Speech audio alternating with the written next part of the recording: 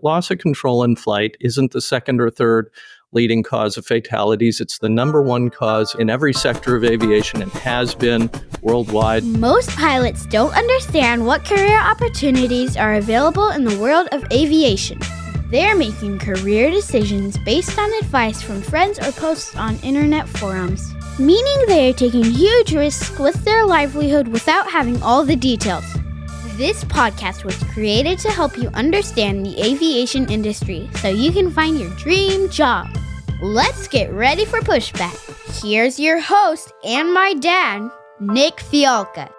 Hey, pilot, welcome back to another interview episode of Ready for Pushback. I'm Nick Fialka. I'm stoked you're joining me today. How's it going? I am talking to Randall Brooks from Aviation Performance Solutions.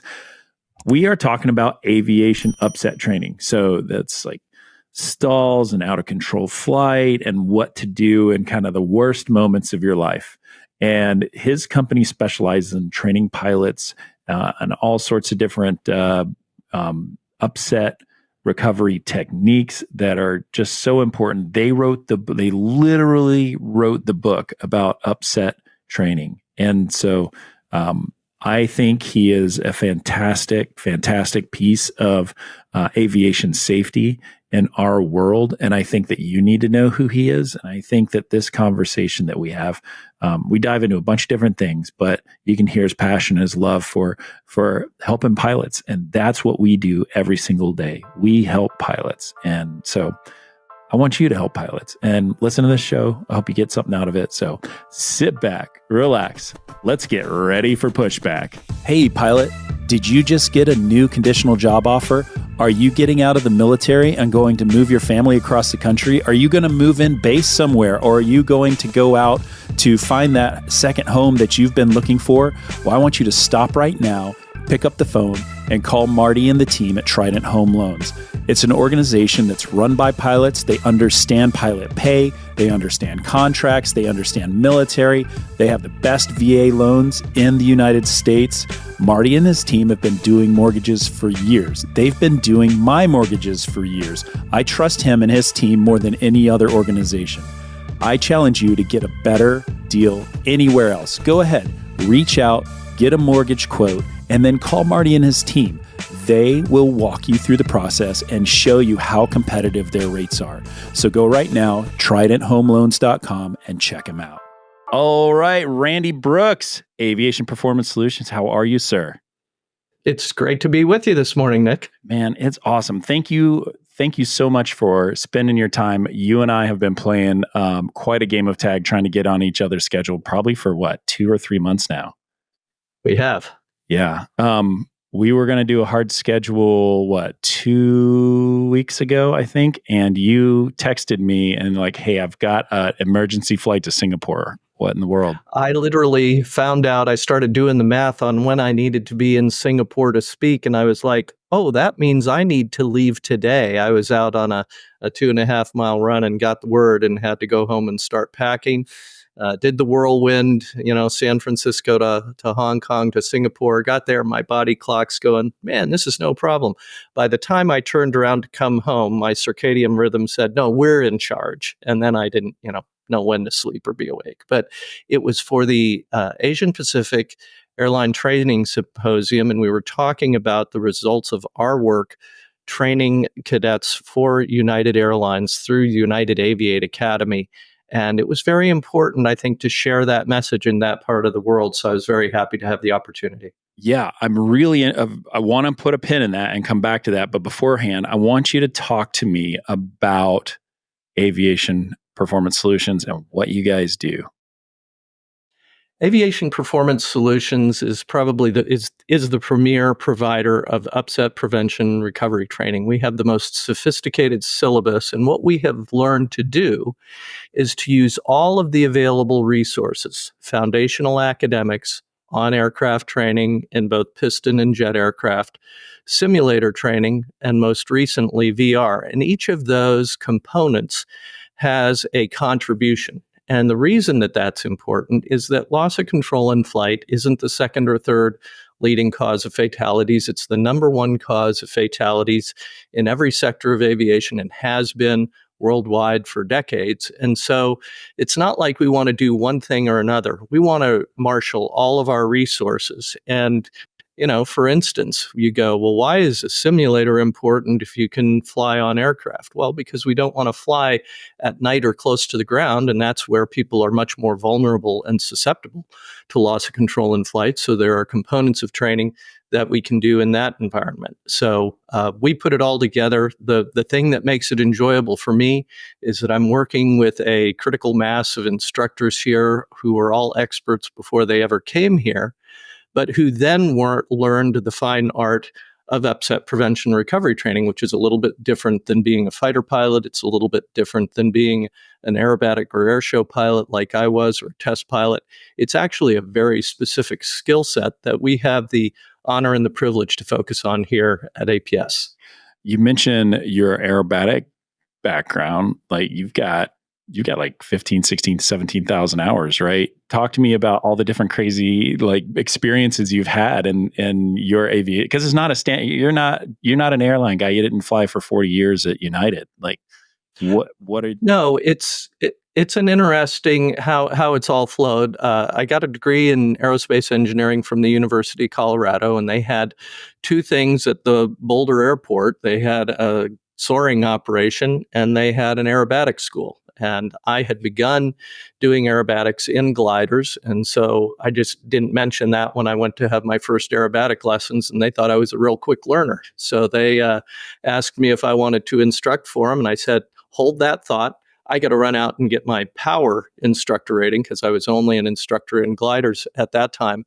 Hung around after graduating and flew pretty much 7 hours a day. I flew 1,000 hours in the year after I graduated, 1 hour at a time, towing gliders, flying gliders, teaching aerobatics, teaching tailwheel. And one of the students that I had tried to spool up to become an aerobatic instructor, because I had 2 decathlons and a PITS and a Great Lakes, and there was just me. He left to work for some pizza company that I'd never heard of, which was Red Baron Pizza, and they subsequently sponsored the Red Baron Squadron, which was flying a bunch of Stearmans together, and they sent us to Waco, Texas, to try, and we were going to go to 40 bigger cities in 1984, and they figured we should, learn how to safely fly these 3 airplanes together. Well, in one of those weird circumstances, there happened to be a commemorative, or at that time, Confederate Air Force air show in Waco, and they saw 3 like-painted airplanes. They assumed we were an air show team. We didn't want to tell them the truth, so we were like, well, we better get an act together. So within the span of a week, we taught ourselves how to do a formation loop in the same county of Central Texas.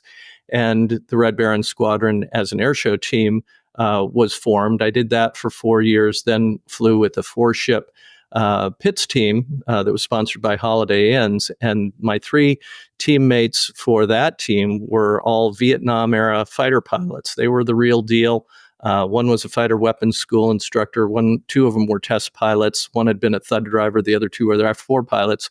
What I didn't know at the time, because they couldn't tell me because it hadn't been declassified, was 2 of the 3 had met flying MiGs out in the desert, when it was all the red hats, yeah, and classified. So anyway, they brought me up in their own image, but eventually I had kids and went off to be a corporate pilot. And so that, gave me some multi-engine turbine skills.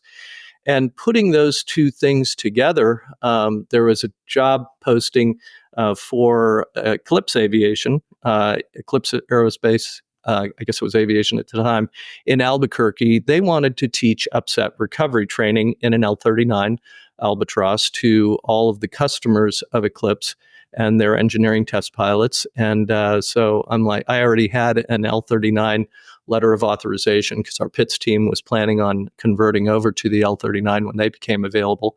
So I did that in Albuquerque with Eclipse, flew the L-39, flew the Eclipse 500, flew the first 13 Eclipse 500s, got type rating number 5. After, you have to have a flight standardization board with the FAA so that they can approve your training. So you teach the FAA how to fly the airplane, and then they turn around and give you the check ride. Always fun.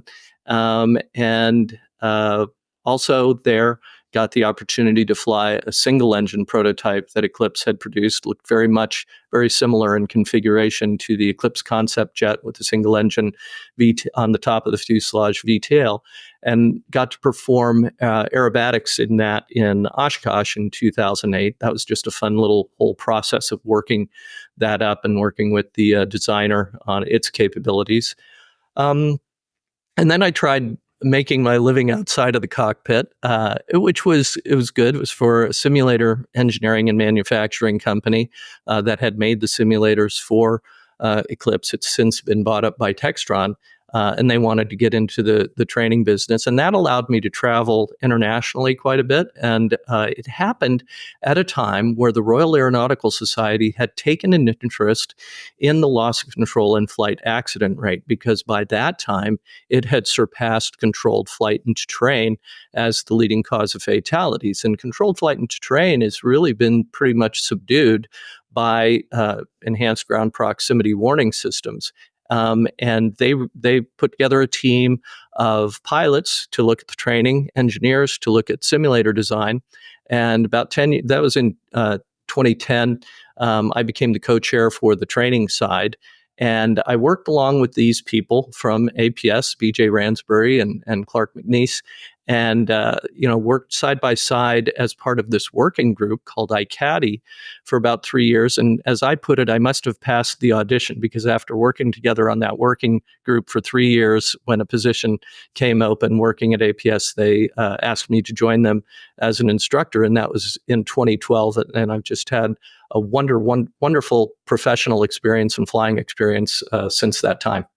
Wild.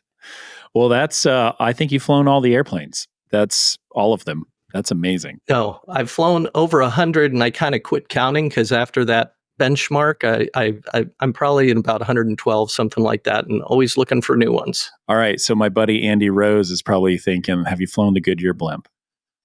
I have not. I taught aerobatics at Pompano Aerobatics Center in the early 90s, and it was based there. So I got to see it fly a lot, and I'd love to give it a whirl.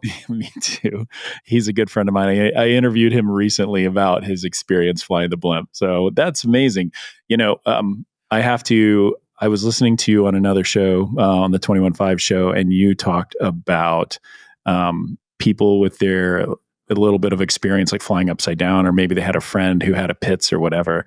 Literally, my very first flight, and I still have a photo of it. I'm 14 years old. There was one rich guy in town, and he had a Pitts, and I remember, like, that was the first thing. And then my next flight, I was 23, and I was in the Navy. So that is kind of what got me going, and so I really identified with that. So I'm jealous. I'm hoping that since you were in a Pitts, you got upside down on that flight? Yes, the whole time. We did. We almost didn't take off right side up.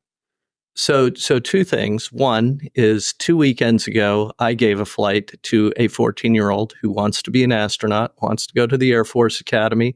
So we're still making those dreams come true. And secondly, I want to point out the fact that you, for as long as you live, will never forget that first time that you were upside down in an airplane. And I can say that about anybody that has ever been upside down in an airplane. And what that points out is the intensity of the loss of control in flight experience, because people that have never done that before are overwhelmed. They can be incapacitated. And that points to the need for what it is that we are doing here at APS. The incapacitation thing. And so I've got nowhere the experience that you do. I did precision aerobatics instruction in the Navy in a T-34, which is, a set, half cube split, half Cuban split S's, like a lot of different things like that. But that incapacitation point where you take somebody upside down for the first time and they're in a weird spot, and then you've talked about it for hours. What are you going to do? Like, how are you going to recover? And what is the procedure? And you're just literally can't do anything. Your body doesn't, because it's opposite of everything. And it's amazing to watch. And it's terrifying. And I think for when you first see it, the tendency is to equate it to fear, but it's not. It's more like a sensory overload, like you're just lost. You have no point of reference. And if we extrapolate that to flight training in the civilian world, where we don't take pilots beyond 30 degrees of pitch or 60 degrees of bank without a parachute on, there is this huge blind spot. We have perhaps never been better at making pilots in the normal envelope, but the statistics regarding loss of control in flight show that we are doing a really, really poor job of preparing pilots if they ever should leave the normal envelope. And all that we know through history is that not that often, but it is going to happen. And when it does, pilots that only have baseline licensing skills may not have what it takes to solve the problem. So how does the average pilot get themselves educated? Well, it begins with manual flight operations skills. And I put it that way versus stick and rudder skills or manual handling skills, because as explained to me by Dr. Kathy Abbott, the chief human factors scientist for the FAA, the term manual flight operations takes the brain into consideration. So I'll equate it to an airline pilot that's flying ILSs, and he's doing coupled ILSs all the time. And all of a sudden, the ILS is down and they got to do a hand-flown visual approach. Weather's good. And they're bad at that because their brain isn't good at equating the energy, equating the speeds, being able to manipulate the controls. And so it's putting all of those things together. So as a baseline, and I had somebody ask me this recently, what do you do to prepare? And it's crosswind landings, it's short field landings, it's all of those manual flight operations skills that are important, because in an upset, and an upset, just for the audience, includes not just unusual latitudes, but also stalls, because they're inappropriate for the phase of flight.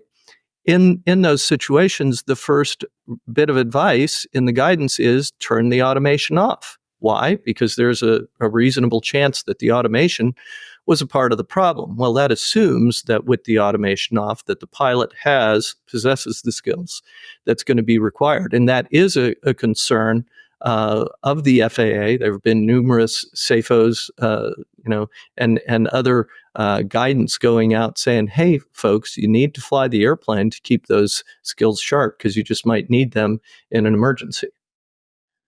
Yeah. And so it's interesting. So in my world, Nick, the airline pilot, we were talking earlier before things got kicked off about how I kind of found you, and I was going through CQ.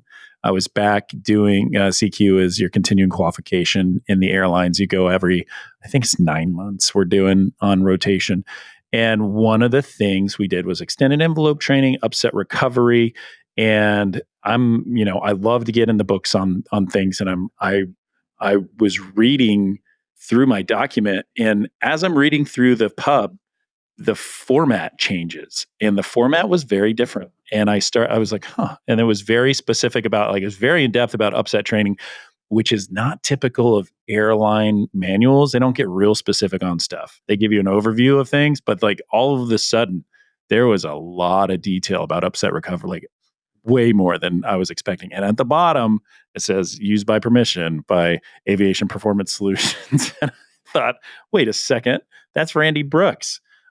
That is, but it's so my airline, and you guys work with a couple airlines, right? We do. We work with United Airlines, with Delta Airlines. I had the pleasure a couple of years ago of going and helping train Fiji Airways. Oh. I had to go to Fiji for that, both for the 737 MAX and the A330, A350. But yes, it is what APS has pioneered is a system that is applicable to every fixed-wing aircraft, from a 172, King Air, Learjet, Gulfstream, all the way up to Boeing and Airbuses. And the reason that airlines such as United and Delta like us is they're flying classically controlled 737s as well as fly-by-wire aircraft. And what APS does is based on aerodynamics and physics, which don't change with regard to the size of the aircraft. Certainly, there's going to be differences in acceleration characteristics and weight, mass, things like that. But the basic priorities of managing your angle of attack, orienting your lift vector, managing your energy, and stabilizing your flight path are similar in all aircraft. Now, the beauty of that is that if you're at a particular airline and they have 3 or 4 or 5 different aircraft fleets, you can use this system once you learn it in any aircraft that you go on to fly for the airlines. But even more importantly, when we're training ab initio cadets that are hoping to go to an airline career, we're teaching them something that they're going to be able to use across their entire career. And there's going to be a period of time where they have to get their 1,500 hours, where whether they're instructing, which is a dangerous occupation, as you know, having been an instructor, or just time building, flying Part 135, they're going to fly aircraft that they're going to be able to apply it and then use it throughout their career. Timothy P. Pope is a certified financial planner dedicated to guiding professional pilots through smart financial planning. Whether it's saving for retirement, investment management, a seamless military transition, or strategic tax planning, Tim is your trusted financial partner. Also, you can join Tim as he leads engaging discussions on personal finance and strategies for professional pilots on the brand new Pilot Money podcast. Timothy P. Pope, helping professional pilots make the most out of life. Talk to me about what you guys do at Aviate and how it's different than anything else, United Aviate. Well, it's a condensed program. Fortunately, they're located on the west side of Phoenix, so they're able to drive over here. And we, because of that proximity, we were able to put together a program that's very condensed. We provide them with a lot of video training and reading to do ahead of time that with a lot of our customers we would do on site. So they're preloaded, so they only have a 1-hour pre-brief rather than a 2-hour pre-brief for most people, and then we're out and flying. Now, in their case, they're learning all of the essential UPRT, what we call the all-attitude upset recovery strategy. But we also, in their case, wanted to provide the CFI spin endorsement. Now, for those that aren't familiar, to become a CFI, you have to have an endorsement to teach spins, at least to the private pilot level. And unfortunately, this is probably one of the least robust things that we do in aviation, because the most often used training aircraft used to get a CFI spin endorsement is the good old Cessna 172.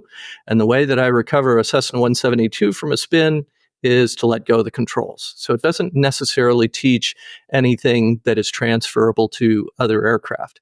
In our case, we're doing 3 on-aircraft flights in the extra 300 and a 1-hour simulator session, again, to show them some things in the simulator that we wouldn't necessarily want to do, some recoveries on instruments, things like that.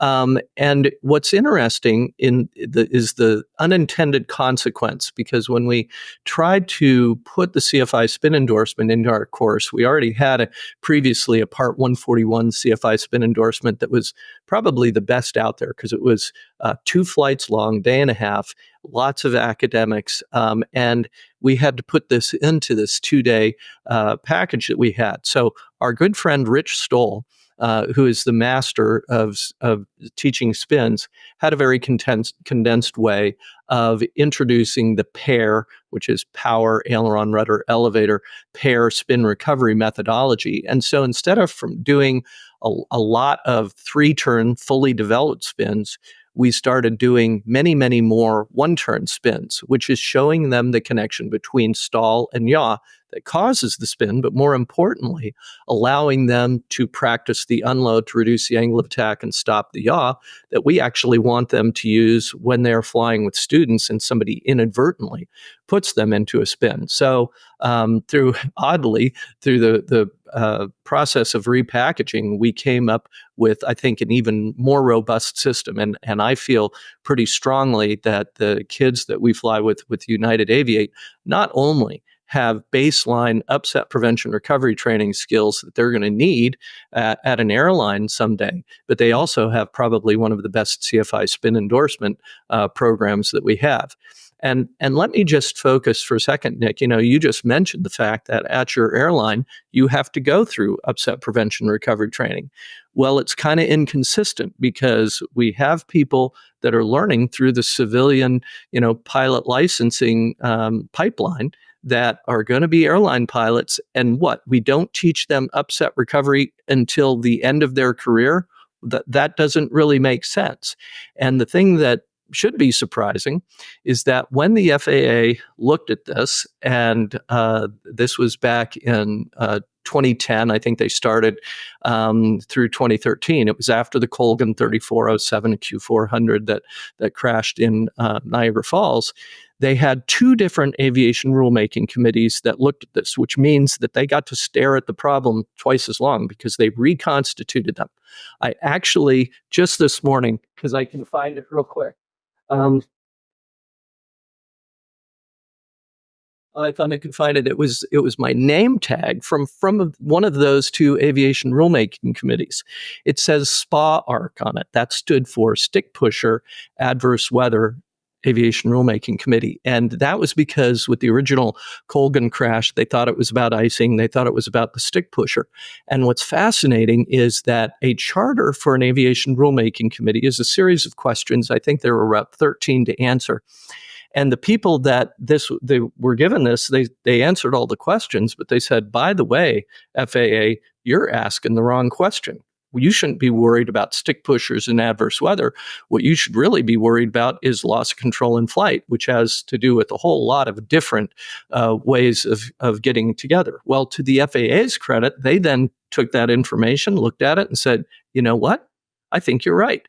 We would like all of you, same folks that participated in this first ARC, to come back and do another ARC called the LOCART ARC. That stands for Loss of Control, Avoidance and Recovery Training Aviation Rulemaking Committee. It's pretty bad when you have to combine your acronyms together to make even longer ones. But so same folks, and I was invited back a second time to testify, and we shared our information. Now, what was interesting about the LOCART ARC was that by this time, it had started to be noticed that this was not just a U.S. problem, this was a worldwide problem. And so ICAO made a deal with the FAA. They said, how about this? We'll let you use our facilities in Montreal for all of your meetings, but then you can invite people outside of the U.S. from Europe, CAA, UK, EASA, whoever, to provide greater testimony. And the FAA said, that sounds pretty good. So they began meeting, I think it was early in 2013 or 2014. And we testified first, myself and BJ Ransbury, the CEO of APS. And this was just before I had come on board with APS. And we provided our thoughts. They said, thank you very much. They started gathering other input. Well, we stayed in touch with some of the committee members, and we could see sort of the trajectory of going back towards more of the same. And what BJ and I realized is that there was an underappreciation for the aircraft component of training, all right, that this could all be done in the simulator because that's how we train professional pilots primarily.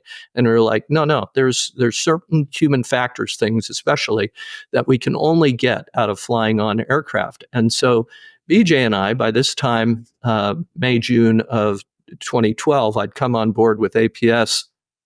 And BJ and I were like, they're not getting it. And so we contacted the co-chairs of the LOCART ARC, and we said, we have some more stuff we'd like to share. Do you mind if we come back? And they said, no, come on up. So BJ and I went to Montreal, did a sort of a tag team presentation together on the importance of on-aircraft training, and figured that would be the end of it. But we had at least satisfied our conscience that, we had been able to speak our piece. Well, nobody was more surprised than me, certainly, when the recommendations of the LOCART ARC came out, which are published in ICAO Doc 111, the manual on aeroplane upset prevention and recovery training.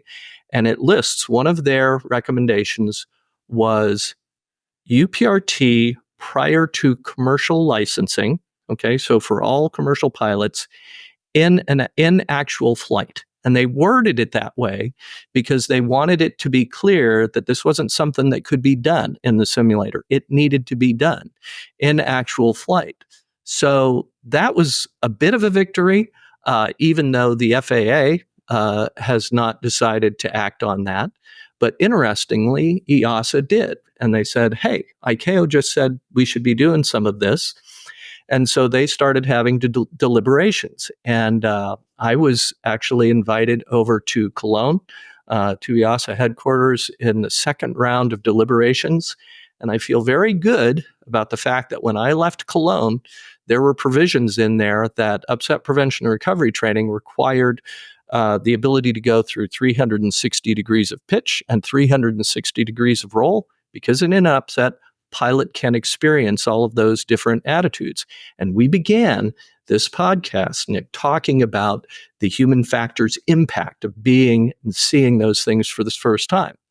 Well, unfortunately, the majority of the people that were involved in that rulemaking process did not know what you and I know. They had not ever been upside down. They didn't have aircraft that could go upside down. So they dumbed down the requirement, unfortunately, to the point where, at least to the letter of the law in Europe, you could deliver UPRT in a 172. And unfortunately, that's just going to be ineffective. It's not going to make that change in the loss of control in flight statistics that we know can occur with robust and effective training. Yeah, I also think that in the same breath, finding aircraft that can do that, man, talk about adding costs up fast to be able to rent those aircraft. What do you think about that? I think there's a bigger problem than aircraft, because the aircraft problem, Nick, can be solved with money, which, agreeably is not easy to come by. The bigger problem is the instructor, because there's no way that your average CFI is capable of delivering, 360 degree all attitude training.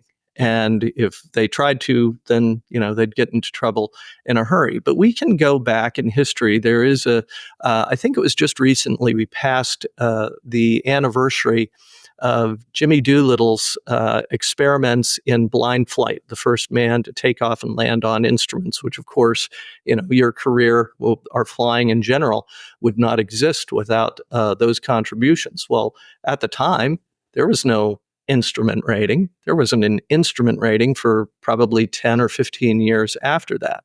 And so we're at a similar point in time where we are just trying to tell ourselves, well, yeah, loss control in flight happens, but it's really rare. Well, that's not the way we have approached things in aviation. The way we've approached things in aviation to make it safer is to identify what the risks are and figure out the way to mitigate them. And right now, we know that loss of control in flight contributes, in the last 10-year period, measured by Boeing and the Commercial Aviation Safety Team, it contributed 66%, 2/3 of all fatalities worldwide were due to loss of control in flight.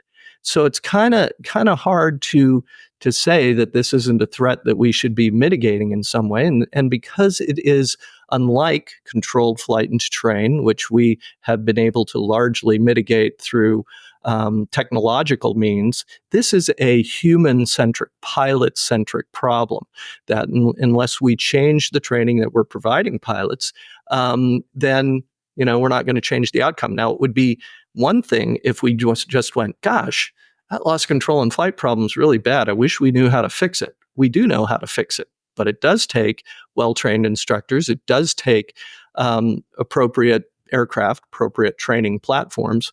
And unfortunately, the statistics are likely to continue for a while until we go, really have a collective will to try and change it. Now, I'll give you an example from Delta Airlines. Delta Airlines, after beginning working with the APS so that we got our little logo in the bottom of your manual there, that was in 2018. And they gathered statistics over a 5-year period, 5 million flight operations. And what they found was that they reduced the precursor events, low speed, high speed events, excessive bank angle, excessive pitch attitudes. I'm sure there's probably at least 10 or 12 different things that they look at through their FOQA data, they found that after incorporating upset prevention and recovery training, they reduced those precursor events by 50%, 50%. Now think about that. That's not accidents, that's prevention. That's keeping it from getting to the point of actually being an upset event. Now let me tie that in with my recent trip to Singapore that we began talking about, because one of the questions that I got from the audience, and I was on the panel after three of us had spoken with a regulator and with an airline pilot from Lufthansa, the question from the audience was that I had shared the Delta statistics. I had shared the 66% of all fatalities. And the question from the audience is, man, those Delta statistics are pretty impressive. What are the regulators doing to try and act on that? I'm with a regulator. I'm with an airline pilot. I give them the chance to answer first. They're looking at me. I go, well, I'll go first. And I go, I just shared with you that 2/3 of all fatalities are due to loss control in flight. And I shared with you that if you do it correctly, because we can talk about this in a second, not all UPRT is done correctly or effectively. But if you do it right, you can reduce those precursor events by 50%. So tell me, why do you need the regulators to tell you that that's the right thing to do? It's just the smart thing to do, because, I hate to quote the old quote, but if you think safety is expensive, try an accident. I mean, here's the data, folks, but there is a lack of collective will, because for some reason we look at ourselves and go, yep, we're doing it right. We've been doing it right all along. And in fact, the way we had been doing it until relatively recently, the majority of airline pilots had backgrounds out of the military. That was where 90% of airline pilots came from until the last decade, 15 years or so. And now it's down to 30, 35% in a lot of cases. We're just not making as many military aviators as we were. Well, those military aviators, by and large, had all attitude background and experience. And so what we've done is we have changed the training of airline pilots, but unfortunately, we've changed it for the worse. Hey, pilot. Does your pilot uniform make a short flight feel like a transcon slog? Flight Uniforms have reinvented aviation shirts with 3D stretch, stain repellents, and no wrinkles. These shirts are just plain comfortable and ready for takeoff right out of your rollerboard. Flight Uniform is trusted by more than 25,000 pilots, and their flagship flight shirt has over 1,500 five-star reviews. I've worn every pilot shirt out there, and if you know me, you know I only wear flight uniforms. Be the envy of every cockpit at flightuniform.com and get a special podcast exclusive discount with the code SpitfirePod20 to take 20% off your first order at flightuniform.com. A couple things go through my mind, right? You said you think safety is expensive. Wait till you have an accident, right? That is a really important part of this whole conversation. And I love the willingness of United and Delta to go down the path to invest in their pilots and invest in their safety and invest in their customers, right?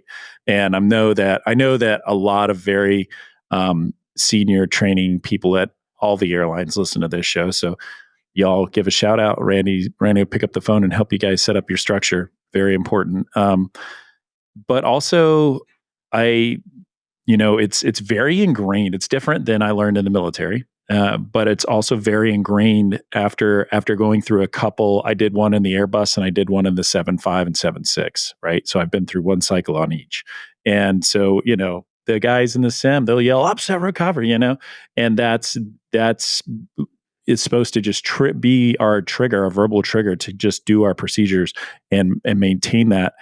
And the 7.6 has when you are raising the flaps and you go like flaps 1 to flaps up, takes forever. It might as well be 10 days because it just is a very slow process. But all of a sudden that margin of the PLI like just comes down on you. You've got to be so careful not to make any kind of input, or else you're going to get a stick shaker.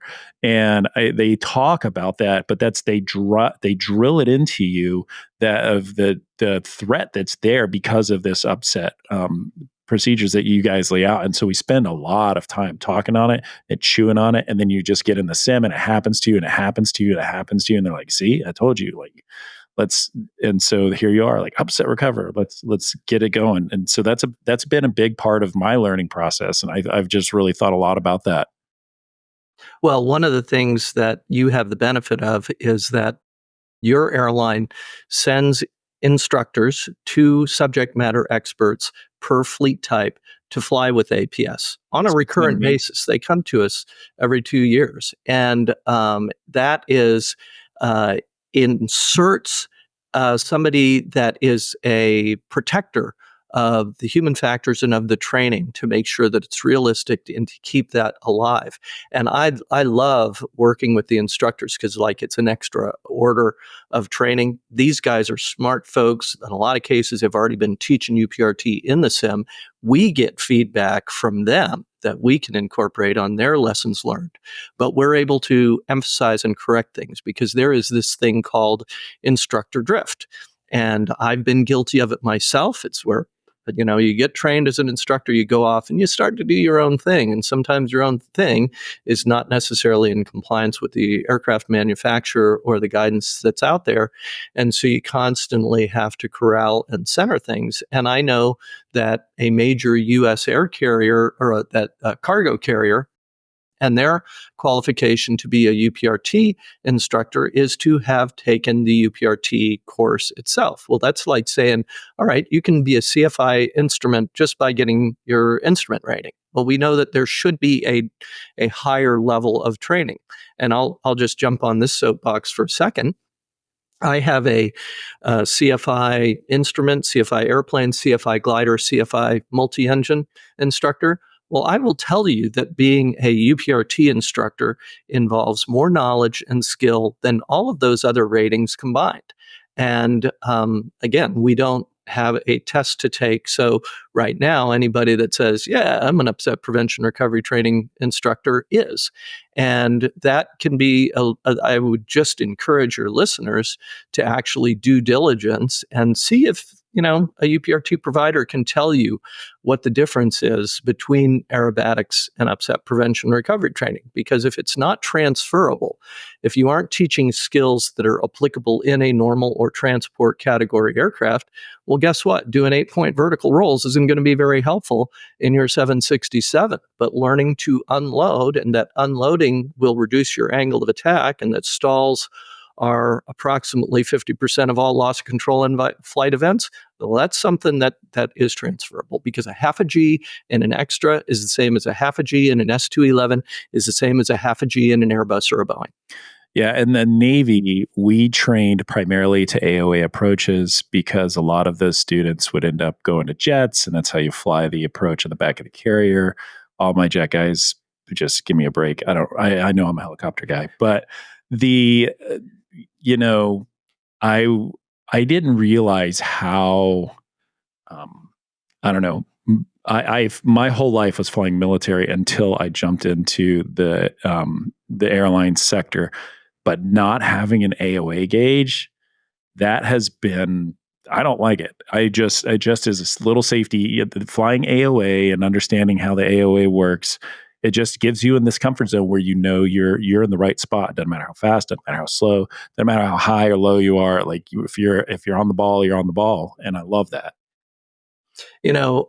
My appreciation for AOA comes more from my engineering education than as a pilot, because I knew brigade range equations, critical angle of attack, the performance of the aircraft. The aircraft is way more interested in angle of attack most of the time than it is on indicated airspeed. And then in my pilot training, licensing training, I was like, why are we missing all of that? And one of my proudest accomplishments is that after the Colgan accident, I was invited, along with one of my coworkers here at APS, Clark McNeese, it's actually where we met, to the FAA Industry Stall Stick Pusher Working Group. And this was a group of 40 folks that were invited to investigate stall training because of the response by the captain in that accident. Go, are we doing stall training right? And what was interesting is 39 of the 40 of us by day one said, no, we're not doing it right. And here's why.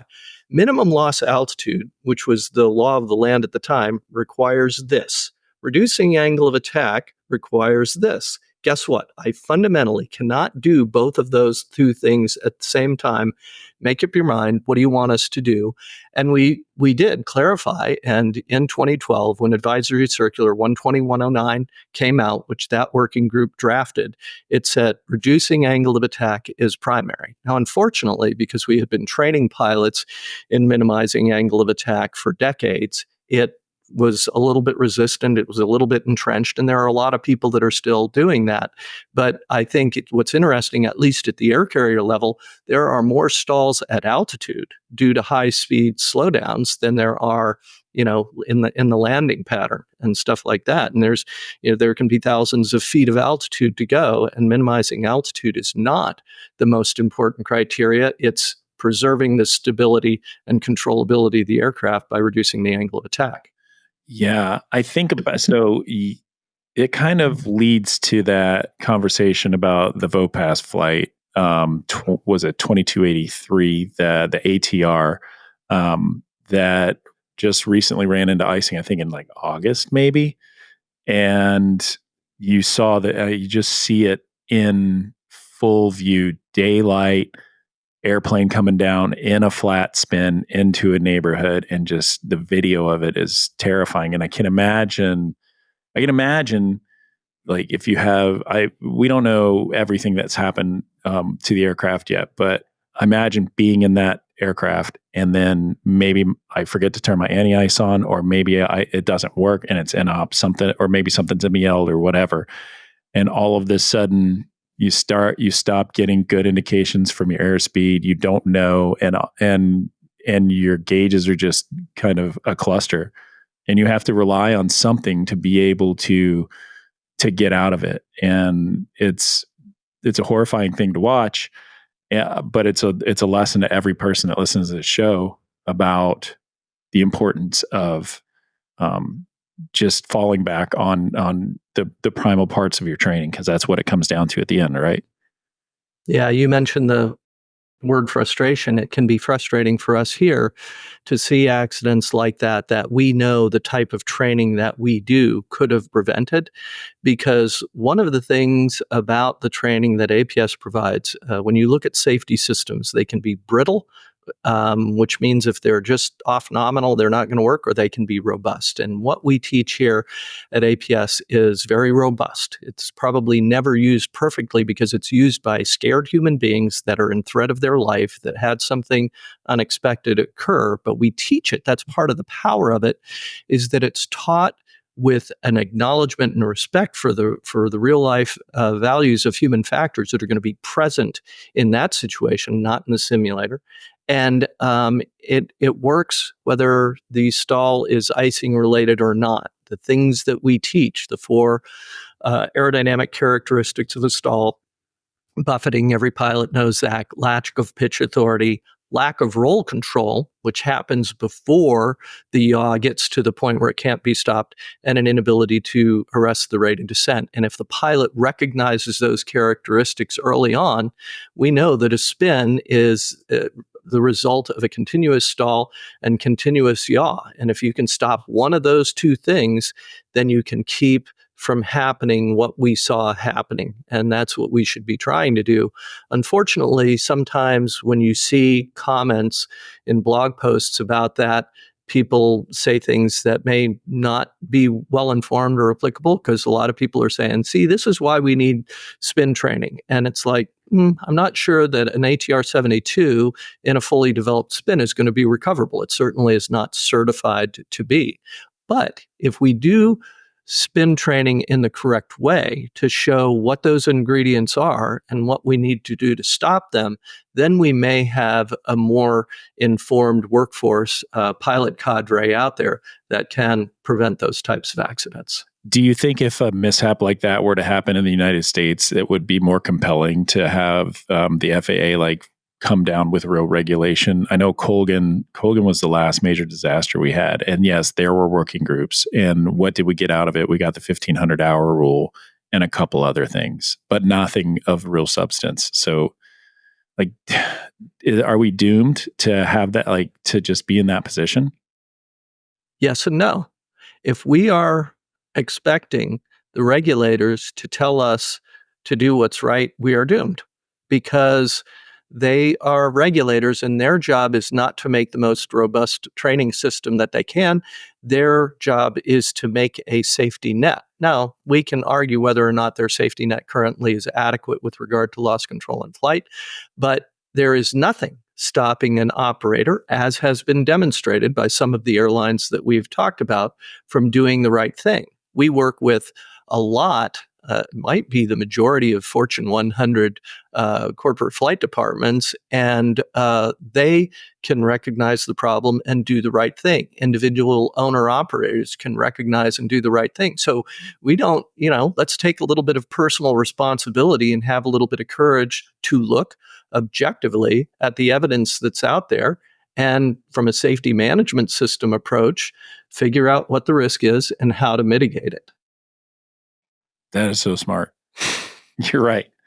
It's, yeah, shame on me for even thinking about like, hey, it's a regulator problem. Like, it's an us problem, and it's an airline problem, and it's a corporate flight department problem. And it's anybody who decides to go into the air should have that weighing on them and thinking about that. And so that's good clarity. And you can see the investment from people like United and Delta doing the, like, it's not cheap, but it's an investment into their safety and to their culture. Well, and let me add, Nick, that it is not just something that is useful when it's a life-threatening situation. It is something that provides benefits on every flight. Just in the baseline confidence, we ask pilots, when they leave, other than recovering from an upset, how does this help you? And the strong results, very consistent answer that we get is, it improved my confidence and it improved my knowledge. I mean, there's a lot of high altitude aerodynamics, again, that I learned as an engineer that I wouldn't have been privy to as a pilot, that helped me out as a corporate pilot, high altitude operations, trying to stretch range and understanding how those things work. So it does, and there is, we talked about manual flight operations proficiency. There is a big contributor to all of that, because although we do use the autopilot a little bit in the S211, the majority of what we're doing is just hand flown. Well, then I would be doomed unless it's autopilot. I can't fly anymore. It's just... Well, let's look at it this way, Nick. I only have flown helicopters long enough to know that I don't know how to fly helicopters. So I'm in the same boat. Listen, man, it's, that's another miracle flight. Gosh, I need to come out to Phoenix. This is amazing. How does a pilot who's interested in learning more, how do they find you? We have a website, apstraining.com, that makes it very easy to find out more information. And you know what? I would encourage everybody to come out and fly, because as much as folks might think that they understand the problem, you just don't until you actually go flying. But even folks that aren't ready to go flying with us are going to see a lot of information that can be very helpful in terms of raising awareness. We had a very interesting data point a couple of weeks ago, about a month ago. We had a safety management system expert. She works with a lot of different companies, nationally, probably internationally, and she was a big advocate. She, was all for our training. And all of a sudden, she started flying with us, and the lights started going on, and she's going, "Oh my gosh, I didn't know what I didn't know, and what are we doing to try and fix this? And again, that's very gratifying. She gets it now; other people get it, and it's interesting to me that the pilots that go through training with us, almost to a person, say that was the most productive, important training I've ever received in my entire flying career. And why doesn't every pilot have to go through this? And it just shows the benefit. It's just nearly unanimous. In fact, it is unanimous. I've never had anybody that didn't go through our training and recognize the value benefit. I can imagine nobody would ever say anything like that. Listen, this is awesome. I'm thankful for the work that you do with the people that train me, and I'm thankful for the training that they provide me, and that I can hopefully provide a safe and confident environment for all of my passengers as we go. I do hope I can come visit you guys sometime. Check it out, and I encourage all the pilots, just go check out APS and all the goodness they have, and invest in yourself, because it's worth it. Randy, thank you so much for spending time with the pilot. We appreciate you every single day. I tell you, I hope that this podcast helps to get us to the point where we recognize the problem and that we can do something about it. And for those in your audience that may have an all-attitude background, this is a very rewarding profession that I'm in. It's a very rewarding part of aviation, very challenging, and we're always looking for instructors. So if you've listened to this and you thinking to yourself, that's something I would enjoy doing, I would encourage you. The application is always open to come instruct for us at APS. Is there a 65 age limit? There is not. All right. You heard it here first. All right, Randy, thank you so much. Hopefully we'll get lots of cool pilots headed your way to check it out and maybe even instruct. What an opportunity. Thank you for spending time with us today. It's been every bit as much fun as I thought it was going to be, Nick. Thanks for having me on. This is important. Before you go, you need to know that 2024 is going to be unbelievably competitive in the world of pilot hiring, and you need to make sure that you separate yourself from the herd. The only way that you can guarantee that you'll land your dream job is by partnering with Spitfire Elite Interview Consulting. We are the only choice for application review and interview prep. We are the partners that you've been looking for from start to finish, and it's never too early to be part of our community. Just go over to my website, spitfireelite.com, and use the coupon code R4P to save yourself 10% on all of our services. Again, that's the letter R, the number 4, and the letter P to save 10%. So go out there and slay your interviews.